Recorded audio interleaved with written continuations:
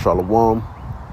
I want to give all praises, honor, and glory to Yahweh, Bahashim, Yahabushai, Bahashim, Rakha Kodash. I want to give double honors to the apostles and elders of Great Millstone, because those are the men who I learned this truth from through the spirit and power of Yahweh, Bahashim, Yahabushai. Yahweh is the true name of the God of Israel. Yahabushai is who the world ignorantly calls Jesus Christ, but his one and only true name is Yahabushai. And pretty much, today I'm gonna just wrap up, the Timothy series. I'll be going into 1 Timothy, the 1st, 2nd, and 3rd chapter, since I did 6, 5, and 4. All right. And it's good to read the whole chapter so you can get an understanding of what was going on back then and how it applies to right now. All right. Because we normally hit the precepts, which, it's like fast paced in the moment teaching, but it's nice to understand the chapter, especially dealing with these Christians. All right. So without further ado, let's hop into it. So I'll be switching back and forth from the KJV to the NLT version. So now this is going into, as you can see the headline, it says overseers and deacons. All right. Pretty much the different high-ranking positions in the church. So this is 1 Timothy, the 3rd chapter, and verse 1. I'm going to start on the KJV. It says, "This is a true saying. If a man desire the office of a bishop, he desireth good work." Now, let's just actually go into this word bishop real quick. Strong's G, 1984, Episcope. All right, let's go down here. Yep, the office of a bishop, bishopric. Let's go down here. Yep, it says that act by which the Most High looks into and searches out the ways, deeds, character of men, in order to adjudge them their lot accordingly, whether joyous or sad. It says oversight, overseership, office, charge, the office of an elder, the overseer or presiding officers of a Christian church, which we understand that the original Christians, they were Jews that followed the Messiah. When you read Acts the 6th and the 11th chapter, all right? See, when you read the word Christian in the Bible, don't get it mixed up with modern day Christianity, because modern day Christianity, it comes from the Roman Catholic Church, and it has nothing to do with the teachings or the true gospel that's in the scriptures that Yahabushai, the 12 disciples, and the different men of the Lord, was teaching. All right. So ultimately, the office of a bishop is a high-ranking position. Like today in Great Millstone, you got the apostles, which all of us technically are apostles, but as far as, the rank and the title, you have the apostles of Great Millstone, you have the bishops of Great Millstone, which are like the Connecticut elders, right? The first fruits that came in underneath the apostles. Then you got like the old seven brothers, the elders, the particular captains and heads of the camp, and then on down to us young brothers, right? So now let's go down here. So it says he desireth a good work, because that's a good work. You devoting yourself to Yahweh and Yahabushai. All right, you're an overseer of the church. You're an elder, right? It says a bishop then. So now it's going to go into what? The characteristics of a bishop, the correct examples of a bishop, right? A bishop then must be blameless, right? The husband of one wife. Now, why does it say husband of one wife? Because as a head position, having a head position of a bishop or an elder, you're an overseer of the church. Your mind has to be more on the church than personal life, pretty much. All right. So if you have 2 wives as a bishop, your mindset for the most part, you're going to have to balance out your time between the wives and the church. So if you have an office of a bishop, the reason why it's recommended to have one wife is so that you could focus more on the church and the church affairs, spreading forth the gospel, making sure everything is going good within the church, right?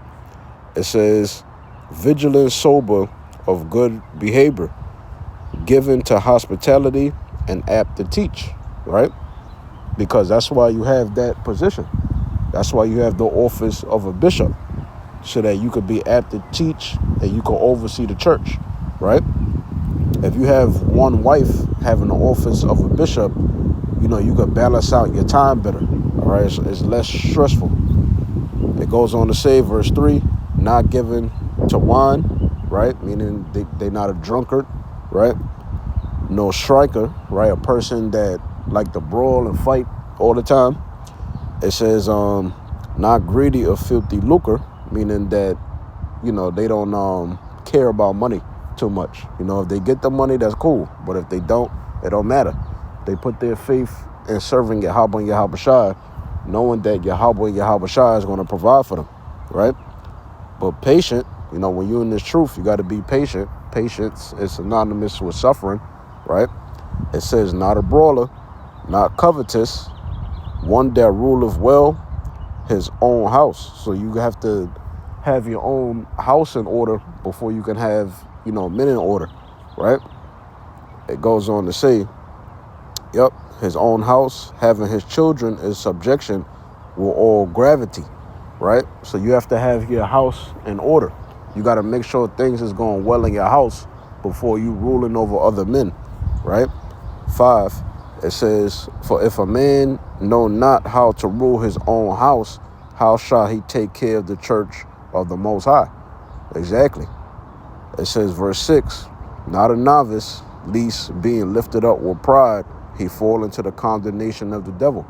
And that's what happens to a lot of individuals. You know, they don't know how to just be humble. You know, they always feel like they got to have the last word.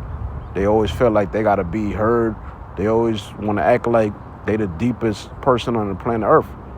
You know, the Most High, he raised up Abba Bivens first, then Elder High Priest Yaquab, High Priest Ariah, King Marshall, and then on down to Apostle Tahar, the Apostles of Great Millstone, bishops, elders, on down to young brothers like myself. You know, so don't get prideful, man. Just spread forth the correct gospel and doctrine. They ban your channels, they take your channels down, make a new one, and keep the flow going, all right? Keep the spirit going unto death, because that's the whole duty of the Israelite man, all right? So you don't want to be a novice. You got a lot of dudes, you know, they novices. They want to act like they super deep, and they don't even understand the basics. It says, verse 7, moreover, he must have a good report. Yeah, you have to have a good report, a pattern of good works. You don't want to be known as a lazy individual, right? It says, of them which are without, lest he fall into reproach. And then it says, let me go down here. It says, and the snare of the devil, all right? So you got to be careful.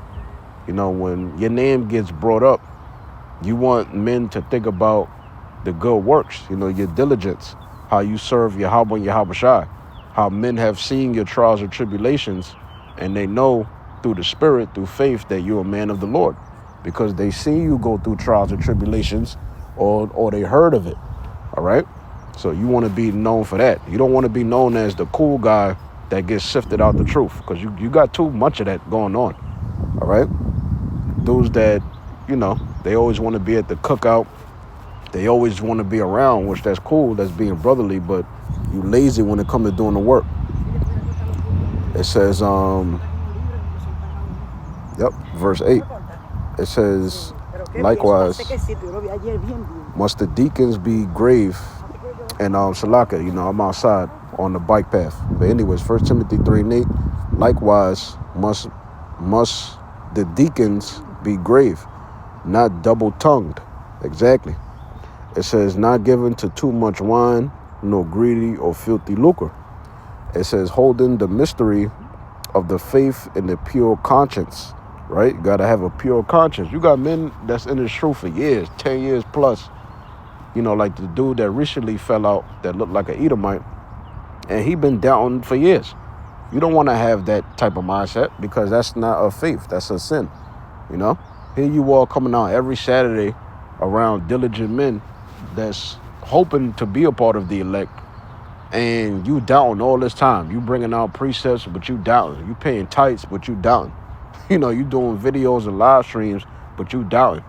You giving spiritual advice to men under you, but then you doubting all this time. You don't want to be a weak ass dude like that. All right? You got to know what you're a part of. You got to know serving Yahweh and Yahawashi, it comes with suffering. All right? It's going to have to involve a lot of patience. You're going to have to endure. People may bear false witness or false accusations against you. All right? People may lie on your name. You know, people may accuse you of something that's not true. You may have to suffer awfully. That's just how it go, right? It says, verse 10, and let these also first be proved, right? Men have to be proven. You can't just come into the camp and then you just trust it automatically. No, you have to be proved, right? People have to see a pattern of good works. They have to see your diligence. They have to see your good works. It says, then let them use the office of a deacon. So pretty much they have to earn that office or that rank, right? Being found blameless. It says, even so must their wives be grave, not slanderous, sober, faithful in all things. Which ultimately, that will go back to what? You having your house in order, right? 12, let the deacons be the husbands of one wife. Same thing with a bishop, so that they can focus on what? The church, you know, being the overseer of the church, handling church affairs, right? Focus more of their time on teaching. That's why they're elder. It says, ruling their children in their own houses as well, what I just said. For they that have used the office of a deacon will purchase to themselves a good degree and great boldness in the faith which is in Hamashiach Yahawashi. These things write I unto thee, because this is Paul's epistle, right? It says, hoping to come unto thee shortly. It says, but if I tarry long, that thou mayest know how thou oughtest to behave thyself in the house of the Most High, meaning the church, right? It says, which is the church of the living God, the pillar and the ground of the truth. It says, and without controversy, great is the mystery of godliness. The Most High was manifest in the flesh. It says, justified in the spirit, seen of angels, preach unto the Gentiles, which we know the Gentiles is the Israelite foreigners.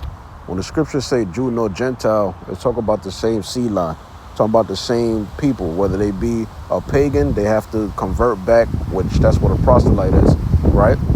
And then it said Jew because you had Jews that was raised up as Jews, but they both need to have faith in Yahushua, right? Believed on in the world, received up into glory.